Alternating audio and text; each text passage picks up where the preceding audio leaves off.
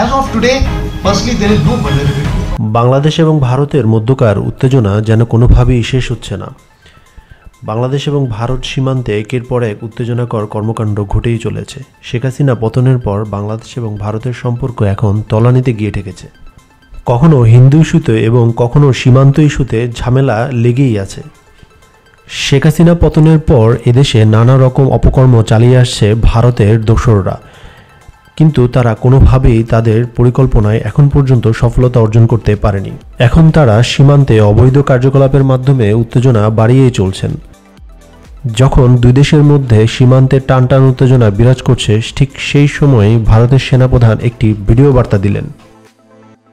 Situation as of now that we have postponed for some time, and as and when the situation improves, that exercise will also. জানালেন বাংলাদেশ হচ্ছে ভারতের একটি প্রতিবেশী এবং বন্ধু রাষ্ট্র। সেনাপ্রধান আরও বলেন, কৌশলগতভাবে আমরা একে অপরের প্রতিবেশী, তাই আমাদের নিজেদের মধ্যে বন্ধুত্ব এবং সুসম্পর্ক বজায় রাখতে হবে এবং একে অপরকে বুঝে চলতে হবে। শেখ হাসিনা সরকারের পতনের পর ভারতীয় সেনাপ্রধান এবং বাংলাদেশ সেনাপ্রধানের মধ্যে চলমান কথোপকথন সম্পর্কেও জানিয়েছেন ভারতীয় সেনাপ্রধান। Asaduzzaman, BBT Bangla news.